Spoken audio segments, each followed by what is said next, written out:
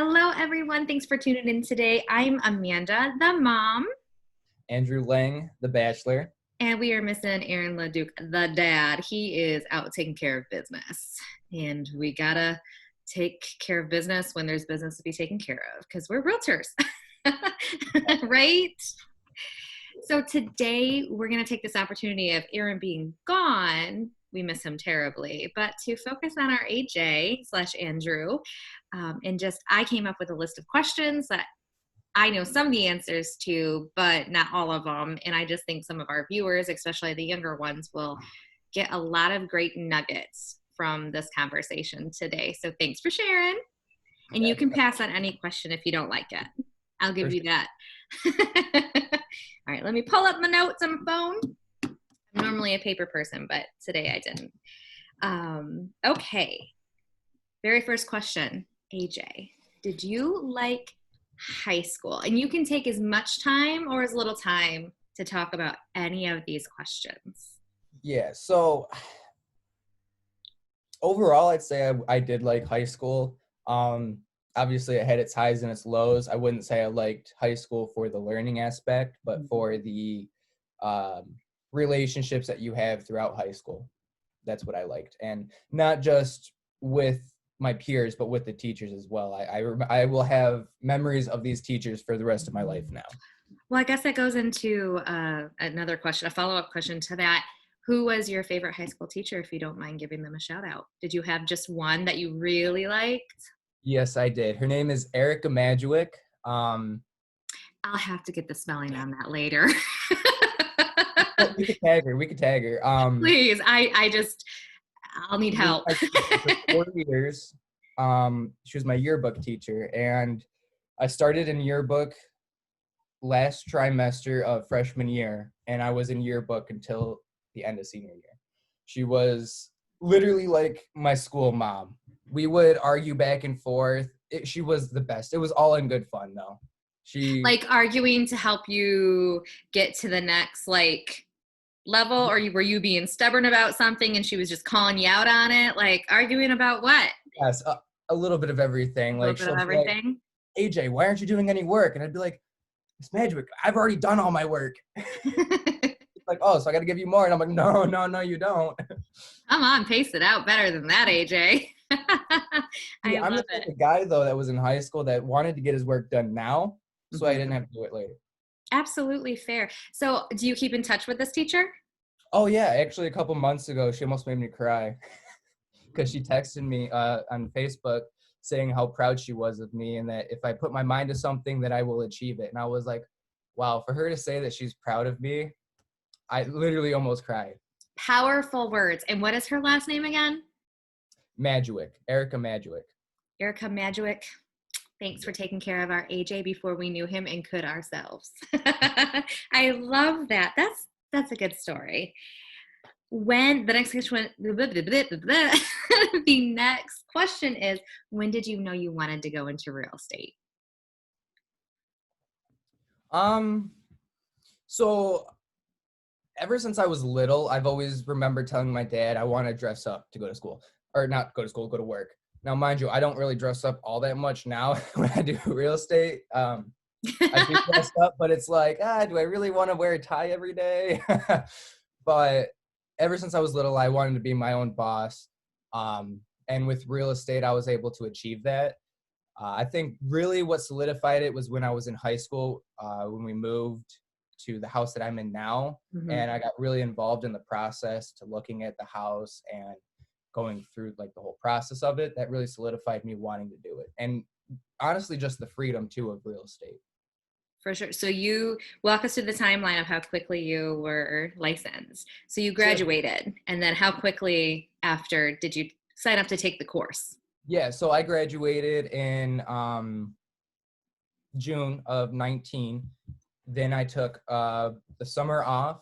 Just senior summer, you have to take it off. That's fair. I started taking my real estate class in, I want to say it was September. Okay. I finished in October, took my test in November, like November second week of November. Signed with Serenity, with my brokerage. at the end of November. That is so, so exciting.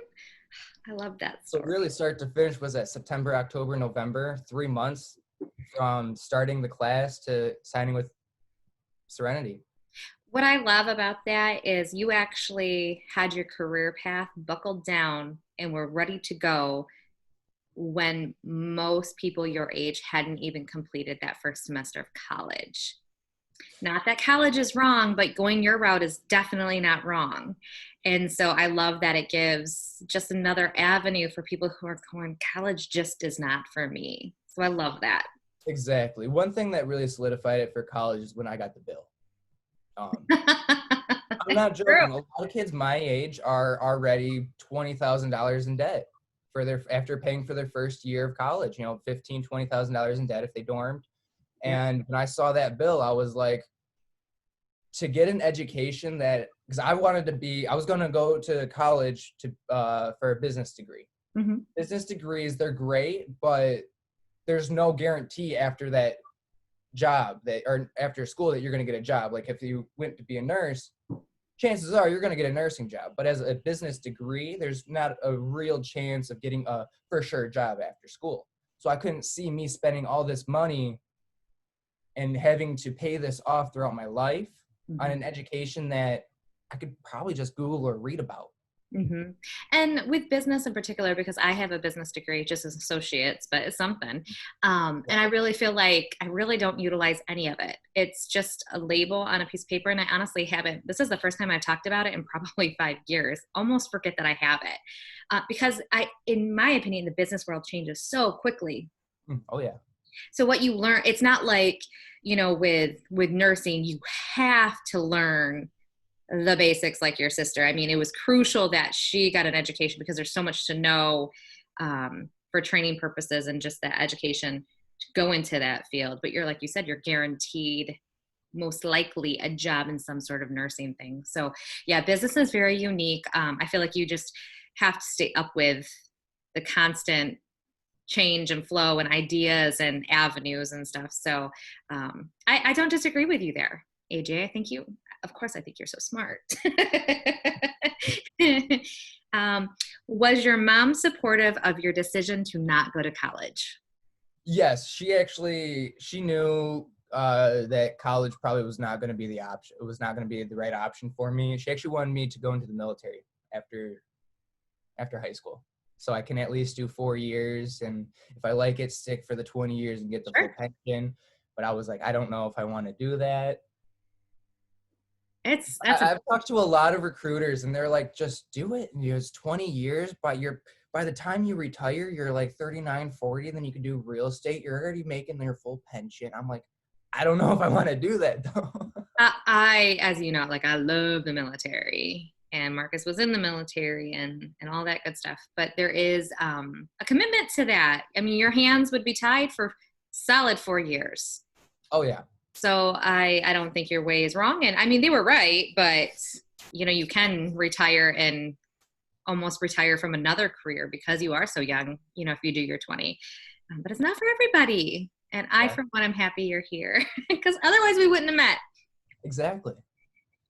So speaking of, how did we meet, AJ? Yes. So after I got, I didn't have a broker. Most people, when they go get the real estate license, they already have a brokerage picked out, a sponsoring brokerage. I didn't do that just because I just wanted to get my license. I was like, I can figure that out later. I was not in no hurry. But I was calling around to some brokerages, and my buddy who lives out in Dearborn, he works out that way. He was a real estate agent. He's like, I actually worked with Amandaannsharp on a deal. She's really good, a really nice person. You should give her a call and set up a meeting with her. I know she's starting a new brokerage. I was like, okay. And that's how we met. We met up at a Panera Bread. And I think we were there for like 2 hours. I know. It's like a standing 3-hour, no less than 2-hour meeting when people meet with me. And that's what's hard. Like I have to make sure I have that time on my calendar because I cannot shut it down after like 30 minutes. Right. I mean, these podcasts, just when we're recording them, like it shows how little you can actually talk about in 30 minutes. Oh, exactly. Yeah, that was super fun, that conversation that we had there, and just a chance. And I remember, I don't know if you texted me first or I texted you basically saying where I was sitting or whatever. And you're like, I'll be in a purple shirt. And I was like, purple, I love it already. And you walked in, you had your tie on, your purple long sleeve shirt, and you were just so adorable. I love it. I'll never forget seeing you walk through that Panera door, and you looked so young. I feel like you've aged so much just in this year that we've known each other. I feel that too. And I don't know if it was becoming a real estate agent and going through the process and learning all that, and or the month I took with my grandpa on the sailboat. It could be a combination of it all, but you were just so like baby then. And even though we Yes, tease and still call you baby AJ, you're definitely not what you began, this journey on really less than a year. So it's so exciting to just be able to see that with my eyes. I mean, I guess you feel it then. I do. I You may really not do. be able to, and you had just as much facial hair a year ago as you I think my actually have beard less was a little now. bit longer. I think it was Yeah, longer. it was. So it's not because of the facial hair. What has been your biggest challenge getting started in real estate? The delayed gratification. Ooh, that's a good answer. I like it. That's what I struggle with the most, because in society, especially today in society, everything is instant. Like, look, you post a video on TikTok. I post a video on TikTok. I'm like, how come I have no views yet? Come Give on. me some views.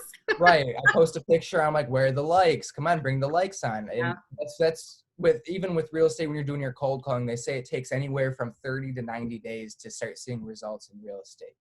So what you do today does not give you a paycheck today. It gives you a paycheck a month to 3 months down the road. Mhm. That's what I struggle with the most, is realizing to keep the ball rolling once it gets rolling. I That's like, that's what I struggle with the most in real and estate. that is so true because almost everything else, you get some sort of instant validation of support or something. But when you get started in real estate, it can be months and months and months before you close that first deal. And you feel probably like, you can speak true to it. You feel totally different after that deal has You do. closed. You're like, Hmm. I'm official. Exactly. I'm legit. I know what I'm doing. I'm good. And you make Exactly. money, like, because you just giving, giving, giving, giving, giving in time and in money. Like, there's a Hmm. bill for everything constantly. So when you actually get paid, it's so sweet. That's a good answer. What is your biggest challenge? And this is kind of the same question as an entrepreneur as opposed to a realtor. Yeah. So the hardest thing for me being an entrepreneur is to really motivate myself. Everyone has those days where you just don't want to do anything. You just want to lay in bed. And those days I really have to push hard to do work. Like, that's why I've starting to get more organized, making a list of things the night before of what I need to accomplish. So I know, like, okay, my alarm goes off, I have to get out of bed. So it's not, all right, well, I'm going to roll back into bed for 5 more minutes. Because as an entrepreneur, you don't have a set schedule. You make your own schedule. So if you lay in bed for another 2 hours and fall back asleep, well, that's 2 hours of your workday that is now gone. And who knows how much opportunity cost that just costed you. Absolutely. That's because time is money in the entrepreneurship world, It, for sure. What is your best advice for a high school graduate that doesn't want to go to college? As far as like to help them, overcome any objectives of people doing that, you need to go to college instead, just in general, what would you say to them? I say if you don't want to go to college, don't. But you have to have a backup plan. For me, I have real estate. My backup plan to real estate is, yes, I will go to college if I feel real estate doesn't work out. But it all, I have a backup plan. I think you don't have to go get your secondary education, at a big college. You still have to get your secondary education to get a job, though. Like, for real estate, you have to take a class. Traits are really big right now. I know I see the traits in the next 10 years paying tremendously well because not that many people want to be a plumber right now. They'd rather be a nurse, or Mhm. no one really wants to be a roofer, Mhm. but we still need those, and something that has always stuck out to me too, that I've always been told is, hey, the world always needs grave diggers and ditch diggers. So no matter what, you could still have a job. And especially today in this society, you can make money so easily, especially being your own boss, being your own entrepreneurship. You don't need to stick to the regular 9 to 5. And if getting your secondary education is not something you want to do, then don't. I mean, you are I, your own person. You will know what is best for you. I think that's a great point because you might not want to go to college, but like you said, you have to have a plan and you have to be humble enough to go, if there's 2 years that I am digging ditches, it's the cost of what I have to do to get me to point B so then I can get to point C. So I think that's really good. You can't be arrogant and just hope it all works out. You got to work hard at it. You do. It takes a lot of hard work, going to even going to college, it's a lot of hard work, but Mhm. you still have a structure. I Right. guess that's the biggest thing that I struggled with getting out of high school, was adjusting to not having that structure, Mhm. having to build my own structure, especially as an entrepreneurship Eh, standpoint. yes, because if you go into any other job, they're telling you basically what you're doing from this time to this time. Exactly. Um, yeah, that's I think that's solid advice. I like it. And I really like that you say have that backup plan. And I think if you were telling people, hey, I'm going to give it 3 years to work out. And if it doesn't, then this is my plan. Because Mhm. at that time, if you're 18 when you graduate and you've given it 3 years or 5 years, even you're 21 or 23 or 24, or even if you say, if I can't make it by 25, you're Exactly. still so young at that point. I mean, Exactly. even if you decided you hated real estate tomorrow, you literally have lost no time. This only has given you a great piece to include into your resume. Exactly. The time that This is why I looked at real estate as a big opportunity for me, is because most people will spend, 4 to 6 years in college. If I started in real estate now, in 4 years, I have 4 years of job experience when Mhm. my peers are just now getting out of college with 20 to what? I don't even know how much college debt you get. Oh, What is it? 40,000 is the average. I yeah. couldn't even imagine that. But Mhm. my goal is, after 4 years, I have 4 years of real world Mhm. experience where my peers will have college experience, and college experience is not real world experience. It's not, and college experience is so important for when you have to have it for that career. It, But college has its place for sure. absolutely, I do agree with that. yeah. Ooh, good stuff. Hey, what do your friends think of your career? So at first, it's kind of hit or miss with my friends. Some friends are like, well, why would you work if you're not getting paid for it? And I'm like, well, I am, but I don't get paid right now. I get paid when I complete a sale. And Mhm. they're like, oh, okay. Well, how much would you get paid? And I'm like, well, it honestly all depends. It's just a percentage of the sales price. But when I start breaking down the numbers for them and I show them, they're like, okay, okay. Like, I know I have some friends that want to get into real estate, but I have some friends that are like, I'd rather just stay working at McDonald's and make sure I'm getting a paycheck, which is fine. Everyone, Absolutely. To each their that's the own. biggest thing that struggles, is making sure you have that steady income as an entrepreneurship. As an So are any of them have any of them like changed their mind from when you first said you were going to go into it to where you are now, that you have your feet wet, you're successful now, and you're just continuing to like drive forward? Yeah, so some have actually started shifting their mind, going, okay, I can actually see why people choose real estate. Maybe I will start looking into it. But at first, they were like, well, why? That makes no sense. I'm like, Well, no it is interest, no cap. it How much is super is it? rare. It's for someone your age to just get into it. Real estate is such that flexible career that a lot of people get into it because of necessity, Mhm. because they need that flexibility.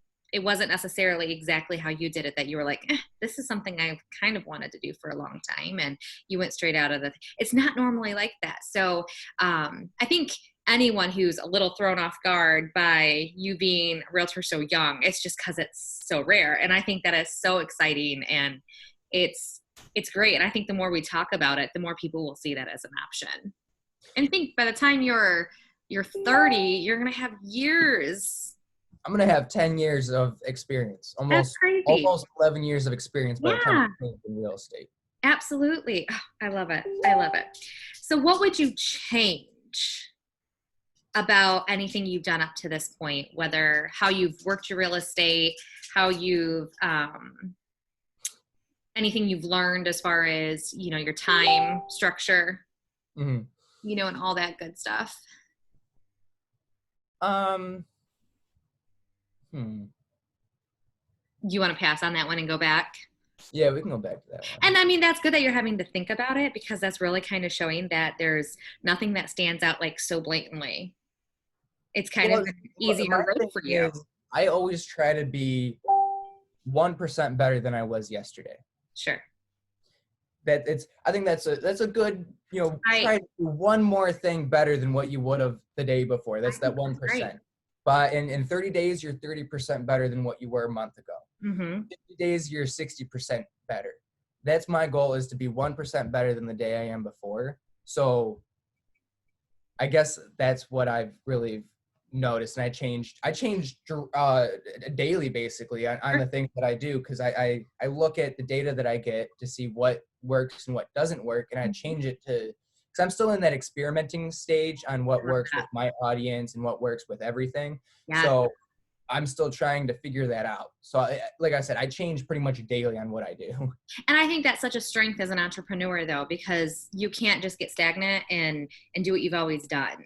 Exactly. I know my ways have definitely had to change, just depending on what season I'm in too.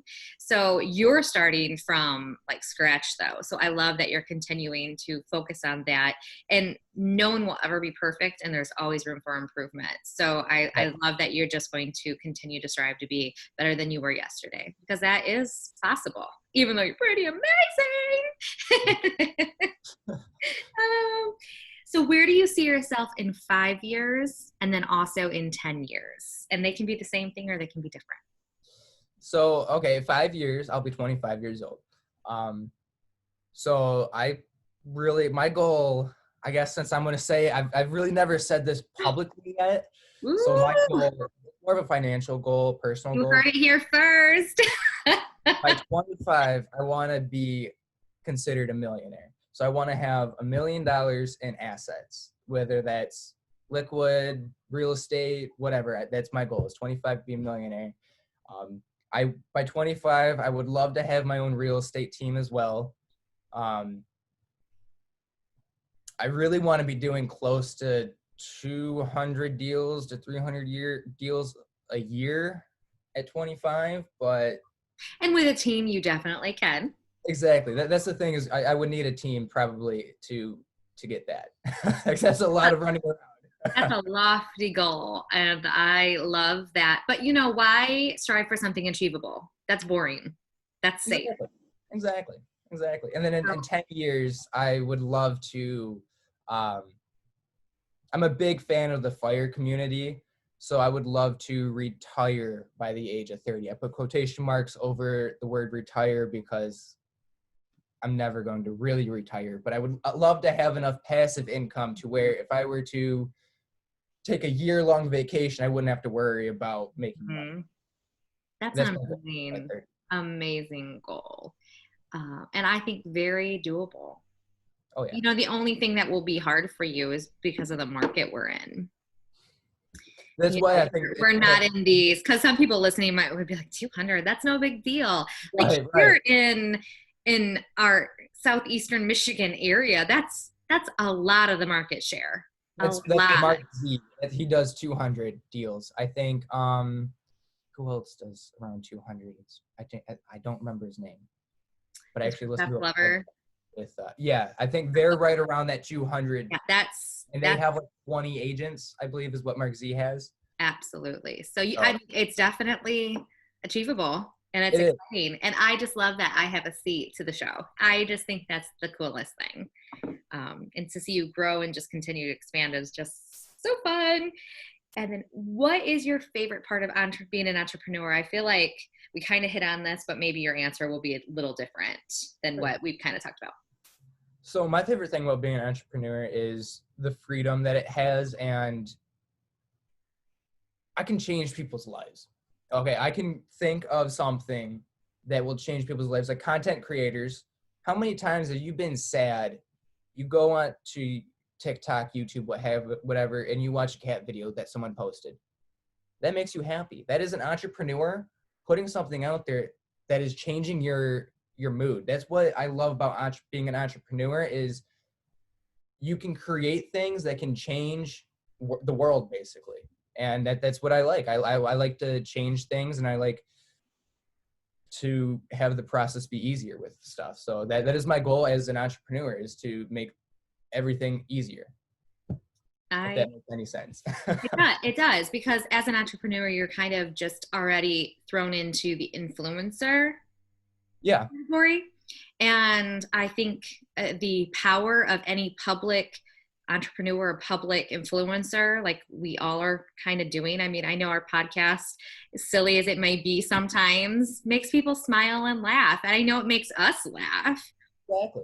And what's great about your content that you're putting out there, your motivational Mondays, your Milo TikToks and all that good stuff, like once they're out there, they're out there.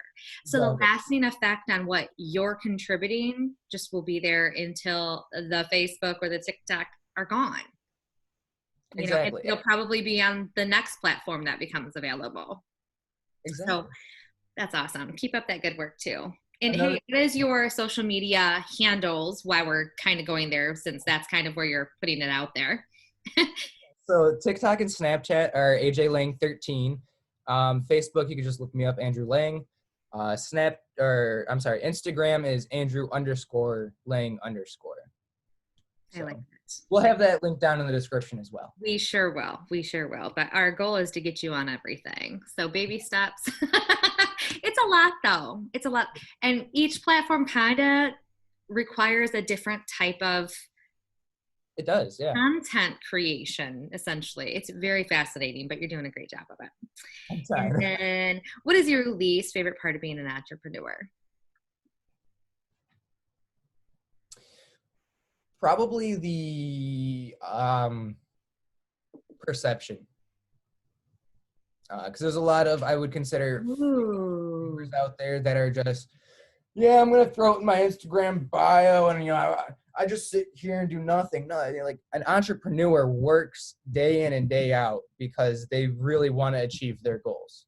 An entrepreneur is a go-getter, That's probably the biggest thing is when I say I'm an entrepreneur and people go, oh yeah, okay. They don't really take me serious. Like, sure you are. Yeah, especially if it's young. They're like, oh yeah, he's an entrepreneur. Yeah, he's probably just got 100 followers and he's an influencer. No, I think the word entrepreneur does get thrown around very loosely, and it does make it harder for people to give it the weight that it deserves when you are a true entrepreneur, because like you said, you're working out from sun up to sundown and some. I mean, we could literally work 24 hours a day. It easily, our careers easily allow for that. We actually have to create that time that we cut it off. Otherwise we would be consumed. You have to be slightly insane, I think, to be an entrepreneur. I think so. Or you really have to have a drive. You really want to achieve your goals. For sure. Sure. Without that passion, you're not going to work those hours either. Exactly. No, you'll go, oh, well, I can do another hour in bed. What's waking up at 7? I could wake up at 8. That extra hour is one more hour of your day. For sure. And we need sleep, but every person needs different sleep. And I don't sleeping's different than relaxing. Yes. I love that. People go, I don't have time. And I go, okay, look at your day. What do you do? I go, okay, I wake up, I get ready for work, and then I go to work till 2 or 3, maybe 4. Then I come home at 5. I get home. And I just sit and watch TV until 9. I go to bed and I go, okay, well, you just 5, 6, 7, 8, 9. That's 4 or 5 hours that you were just sitting there watching TV, relaxing. Absolutely. On a side hustle in that time. And there's nothing wrong with someone doing that. No, not at all. Not But at don't all. say I don't have time then, because you're choosing to spend your time relaxing, which is healthy for people. Like, we're not saying it's not, but you have to reprogram. That's something I really try not to say is I don't have time, Mhm. because you always have time. There's Absolutely. 24 hours in a day. Yep. I personally, I only sleep about 6 or 7 hours. So I have all that time in the day to go do something else. And Yep. there's plenty of times where I'm just mindlessly going through social media that can be converted into productive time. Absolutely. But I don't like to say I don't have time, because I know I do waste time throughout my day. I agree. And I like to use some of my like TikTok and Facebook time as like education time, because Keep up on the trends. I don't know what's you happening. gotta, yeah, and it's prospecting, duh. Because I do like it. And I mean, I think we would both agree you have to have some sort of leisure. Oh, you can't work 24/7. You'll burn yourself out. You have to. I mean, there are go-getters that are like that, but me personally, I cannot work 24 hours. I will get burned out. I need my relaxing time. But I know that, and I can account for that. And I'm sure, do you schedule in like family time, friend time? Hmm. Do you like have just a goal a week you want to have, a certain amount of hours with friends and family, or do you do daily? I just kind of go off of daily. Yeah, I kind of go off daily, I guess. I think it's important to get fed daily from that pool of people. They keep It you is. humble and they keep you encouraged. They do. My friends and my family are my number one supporter. Without them, I would not be where I am today. That's for sure. Do they also very much keep you humble though? Like, do they call you out on things or like make a joke occasionally to just kind of deflate? Oh yeah. I think good Oh, friends. There's some friends that are just toxic, and I'm not meaning that, but like there's an occasional like comment that you're like, yeah, that's true. My 100 followers doesn't necessarily make me an influencer. but then I also love to surround myself with the people that are like, you know what, AJ, you have 100 people that are following, Absolutely. that are liking your stuff, that you are influencing them. And I'm like, you know what? I am. You are.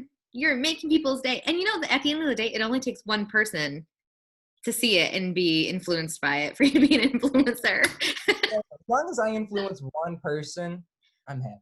Absolutely. And it's just fun when you actually hear about it too. Like, you're going to get that message one day that someone reached out and said, I was having a bad day and this really, really made my day turn around. No different than like your teacher who just, messaged you out of the blue, and it wasn't necessarily that you were even a bad day or anything like that, but it's just, I mean, I'm sure it made your day better. Oh, it made my whole week. So that's awesome. That's awesome. Okay, so a couple more questions, and these are kind of easy ones before we wrap up. But what are you currently reading? I am currently reading Never Split the Difference by Chris Voss. I believe he's a retired FBI hostage negotiator. I know he's a FBI hostage negotiator. I don't know if he still works for the FBI though. But this book basically goes through his life, and he shows how he implemented negotiation tactics in his life and achieved what he wants in life. So it's kind of a self-help book. I can't think of the name Yeah, of the book. self-help. Okay, self-help book. That's a really good book. Actually, Aaron told me to read it. I love it. He really likes it and he takes it very seriously. And they're like, I'm a wonderful negotiator, but I have a whole different like approach to it. I'm like, pretty please, can we have the house for this amount? People are like, fine, you were so nice, or something silly, which is a strategy of negotiating, in my opinion. But sometimes some of the stuff, and you would probably know exactly what he's doing because you've read the book. Just the way he rephrases Yep. a statement or a question. It's like, so what I'm hearing you say is, Yeah, this book really teaches you on how to change the narrative, or not the direction of conversations, and really control the conversation. That's really what the book's about, is controlling the conversation, not having someone else control it. And just the simplest of flip is Mhm. crazy how it does change the narrative of, oh, no, that's not, I'm not saying I need that money. And now they have to defend their want for it instead of, because they're Right. not going to admit that they need the money for this amount extra on an offer or something like that. It was really, really cool. So I'm glad that he recommended that. I'll read it at some point. And then what is your current podcast that you're enjoying from a business standpoint? Because I don't know. AJ said I wouldn't want to know his favorite podcast. So I added the word business to Yeah. it. So I listen to Bigger Pockets. They're more of your entrepreneur real estate investing podcast. And then I also listen to Kevin Word, Yes Talk. He also has the Yes Masters program. I'm not a part of his program, but he is a real estate agent, and he teaches you also negotiation skills and how to get that yes to either buy, list with me. I like it. I like It it. Well, has some really nice topics on their channels. so how many do each of those have, more than one person, or? Yeah, so Bigger Pockets, I believe it's like 2 people, but they Okay. also, what they do is they have a whole community of investors countrywide that they will do calls with. So one Fun. day they're calling someone from California who owns maybe like 5 or 6 multifamily I units, see. apartment complexes or something like that. Or they'll call Joe, who is a small town, has 2 single family houses in North Carolina or something like that. You know, that's what they Sure. do.